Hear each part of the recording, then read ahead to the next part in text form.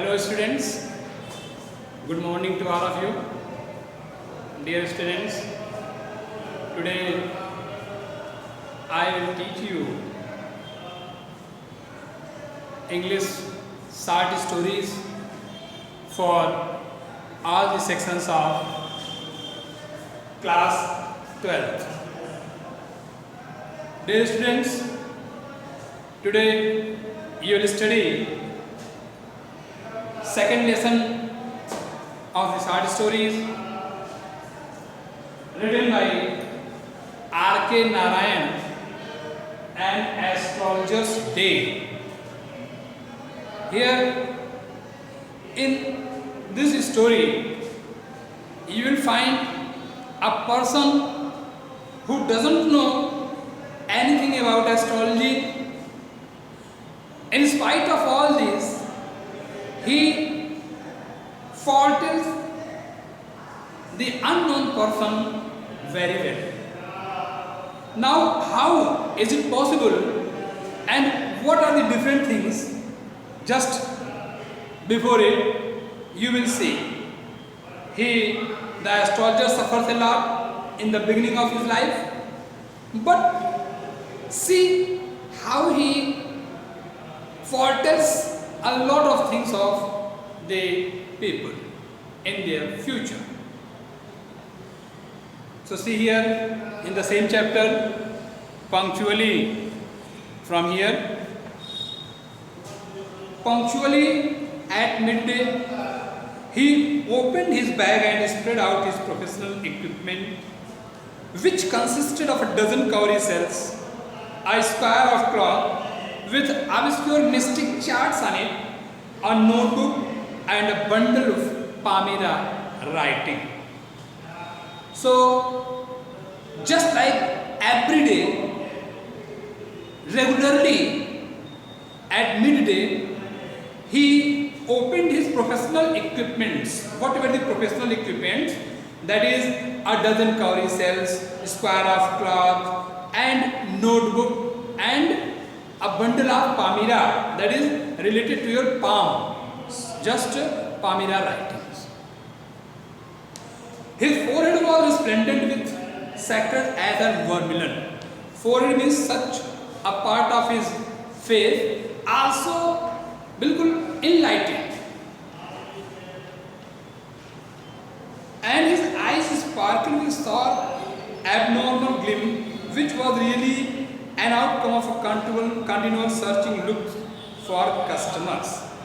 So he was always busy in search of his customers. So there is gleam, there is just sharp. His eyes were sharp, but which his simple clients took to be prophetic light and felt comforted. But the clients always felt comforted, relieved that they knew that he is the real astrologer and he will tell us each and everything. The power of his eyes was constantly enhanced by their position. So now, as you know, the eyes are they are on their own position. But sometimes when we decorate the eyes, certainly it changed into another way. They placed as they were between the painted forehead and the dark whiskers which streamed down his cheeks. So their forehead was resplendent with sacred eyes and vermilion, and there are so many streamed whiskers, that is a kind of mustache which flowed all over his cheeks. Even a half-width eyes is sparkling in such a setting. To crown the effect, he wore a saffron-colored turban around his head. So on his head, he wore a saffron-colored turban. Turban is kind of a thing which bind around the head. This color scheme never faded. People were attracted to him as bees are attracted to cosmos or daily stars. So people always just gather all around and they always wanted to know how he foretells the people. And the poet compares that it is just like just like those bees who were attracted the cosmos or dahlia stalks, and all around they fluttered all around the flowers. He sat under the boughs of a spreading tamarind tree, which flanked path running through the town park. So now the writer is telling us about the sitting place. He was sitting the same place where the tamarind tree, the shadow of under the shadow of tamarind tree. It was just the regular path of the way.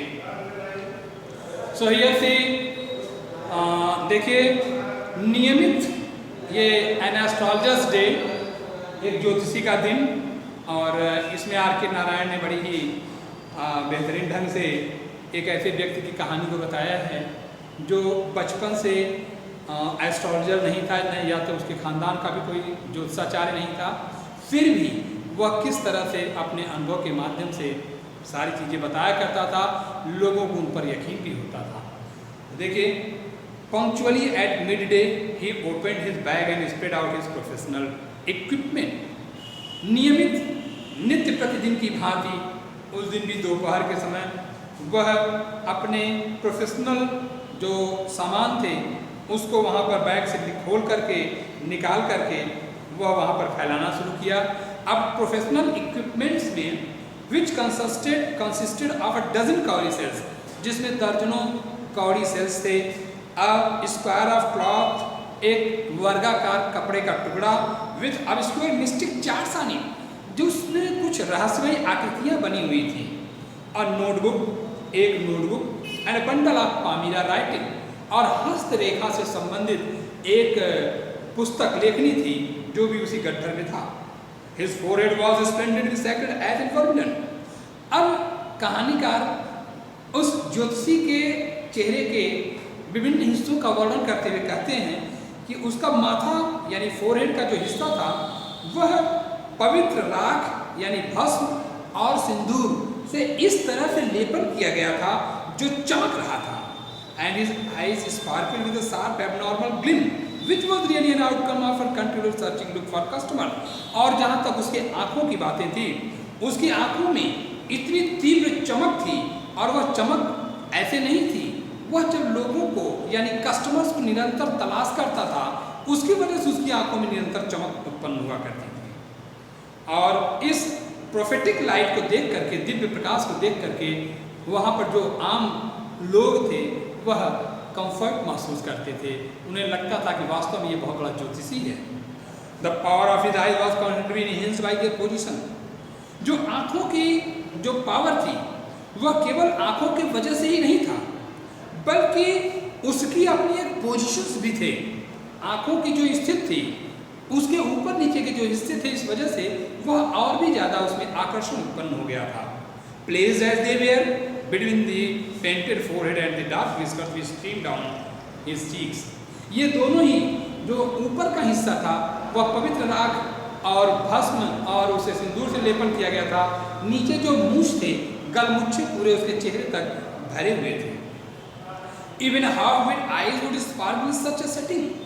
तो उसके इस setting का प्रभाव भी अत्यधिक था और वही चमक का मेन कारण भी था। To crown the effect he wore a saffron colored turban around his head। अब इसके ऊपर, सिर के ऊपर के हिस्से का भाग वर्णन करते हुए लेखक कहानीकार कहते हैं कि एक केसरिया रंग का साफा वह अपने सिर पर बांध रखा था। This colour scheme never fade. और यह जो रंग से परिपूर्ण उसकी योजना थी कभी असफल नहीं होती थी। People were attracted to him as bees are attracted to cosmos or dahlia stalk। लोग उसकी तरफ से इस तरह से आकर्षित होते थे जैसे कास्मा या डायरिया के पंखुड़ियों पर मक्खियाँ बिल्कुल उस पर आकर्षित होती हुई पहुँचती हैं। He sat under the boughs of a spreading tamarind tree which flanked a path running through the town hall park। अब कहानीकार उसके बैठने की सिचुएशंस को बताते हैं कि वह जिस जगह बैठता था वह वहाँ पर एक इमली का विशालकाय वृक्ष था, पेड़ था, और उसकी एक शाखा वहाँ सड़क तक फैली हुई थी, और उसी के ठीक नीचे वह उस सड़क पर बैठता था जो टाउन हॉल पार्क की तरफ सड़क जाती है। It was a remarkable place in many ways. यह विभिन्न प्रकार से बड़ा ही महत्वपूर्ण स्थल था। A searching crowd was always moving up and down this narrow road. इस सकरे सड़क पर प्रतिदिन सुबह से लेकर के देर शाम तक एक उमड़ती हुई भीड़ आती जाती रहती थी। मॉर्निंग टिल नाइट, सुबह से लेकर के देर रात तक। A variety of trades and occupations were represented all along its way. विभिन्न प्रकार के व्यवसाय भी वहाँ पर होते थे, उसी रास्ते पर ही होते थे, जैसे मेडिसिन सेलर्स, दवाइयों के विक्रेता, sellers of stolen hardware and junk, चुराए गए लोहे लक्कड़ और कबाड़ की दुकानें भी वहीं पर थीं, मैजिशियंस, जादूगर, and above all an auctioneer of cheap clothes, और इन सबसे बढ़ करके जो नीलामी या फेरी बोलने वाले सस्ते कपड़ों के विक्रेता थे, वो वहाँ पर created in all day to attract the whole town, पूरे शहर को, पूरे कस्बे को दिन भर अपनी तरफ आकर्षित किया करते थे। Next to him in vociferous came a vendor of a fried groundnut. Just वहीं बगल में ही एक मूंगफली विक्रेता जो अपनी मूंगफली को बेचता था, who gave his wear a fancy name each day, अपने मूंगफली को ही वह विभिन्न प्रकार के नामों से प्रतिदिन बुलाता था। यानी मूंगफली को मूंगफली न कह करके अन्य नामों से वह उसे बुलाता था। जैसे कभी कहता था कि बॉम्बे आइसक्रीम वन डे, यह बॉम्बे की आइसक्रीम है, and on the next day Delhi almond, और कभी कहता था कि दिल्ली का बादाम है, and on the third rajas delicacy, और कभी तीसरे दिन कहता था यह तो राजा की मिठाई है, and so on and so fourth. इसी तरह से दिन प्रतिदिन कुछ न कुछ नए नामों से बुलाता था। And people flock to him, और लोगों का भीड़ उसकी तरफ अत्यंत बढ़ता चला जाता था।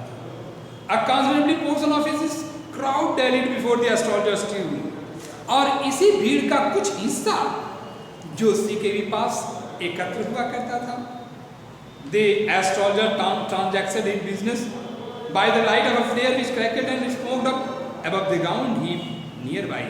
उसी भीड़ का कुछ हिस्सा वहाँ पर इकट्ठा होता था जहाँ पर वह बिजनेस था उसका, और उसका ज्योतिषी का बिजनेस भी वहाँ बगल में जो मूंगफली विक्रेता की लाइट होती थी जिससे धुआं निकलता था, उस प्रकाश में वह अपना काम कर लेता था। Half the enchantment of the place was due to the fact that it did not have the benefit of municipal lighting. अच्छा, आधा तो उसके आकर्षण का केंद्र यह भी था कि वहाँ पर किसी सीधे सरकारी प्रकाश का वहाँ पर प्रभाव नहीं था, कोई प्रकाश सीधा वहाँ नहीं पहुँचता था। The place was lit up by the shop lights. उस जगह पर, उस स्थान पर जहाँ ज्योतिषी बैठता था, वहाँ अलग अलग दुकानों से विभिन्न प्रकार के रंग बिरंगे प्रकाश पहुँचते थे। One or two had hissing gas lights. एक या दो ऐसे भी थे जिनके पास वह फुसकारती हुई गैस की रोशनी थी। Some had naked flares stuck on bamboo poles, और कुछ एक के हाथ में जैसे वो कुछ एक दुकानों पर पोल में बंधे हुए मसाल की तरह जलती हुई मसाल थी। Some were lit up by old cycle lamps. कुछ के तो पास पुराने साइकिल लैंप थे, and one or two like the astrologers managed without light of their own. और उसी में से एक या दो ऐसे भी थे जैसे ज्योतिषी जिस तरह से बिना लाइट के ही अन्य प्रकार से मैनेज कर देता था। It was a very crisscross of light rays and moving shadows. यहाँ पर आड़ा तिरछा इधर उधर से आती हुई रोशनी थी, और उस पर जो रास्ते में आते जाते थे उनकी आने जाने की छाया भी वहाँ पर बराबर पड़ती थी। This suited the astrologers very well, और यह ज्योतिषी के ऊपर बहुत अच्छा फलता भी था। For the simple reason that he had not in the least intended to be an astrologer when he began his life. इसका सीधा सा कारण यह भी था कि वह अपने जीवन के प्रारंभिक काल से ज्योतिषी नहीं था, और ऐसा होने से वह अपने कुछ अन्य प्रभावों के माध्यम से लोगों को आकर्षित कर सकता। And he knew no more of what was going to happen to him next minute. उसको भी खुद नहीं पता था कि उसके जीवन में अगले क्षण होने वाला क्या है। He was as much a stranger to the stars as his innocent customer. वह भी ग्रहों नक्षत्रों के बारे में उतना ही जानता था जितना कि बेचारे उसके अन्य ग्राहक समझते थे। Yet he said things which pleased and astonished everyone. फिर भी वह लोगों को इस तरह से खुश करता था, ऐसी बातें बताता था जिससे लोग खुश होते थे और आश्चर्यचकित हो जाते थे। That was more a matter of study, practice and skilled guesswork. आप कह सकते हैं कि निरंतर अध्ययन, प्रैक्टिस करते रहना और चालाकी से अनुमान लगा लेना ही वह उसका प्रमुख कारण था। All the same, it was as much as honest man's labor as any other, and he deserved the wages he carried home at the end of the day. आप यह भी कह सकते हैं कि वह भी एक ईमानदार व्यक्ति की भांति ही कमाता था, और जो शाम को लेकर के जाता था घर पर भी, वह एक ईमानदार व्यक्ति की ही भांति अपनी कमाई करके ले जाता था। उस कार्य के पीछे वह निरंतर मेहनत करता था। So dear students, see you on the next day, the next part of this chapter. Thank you.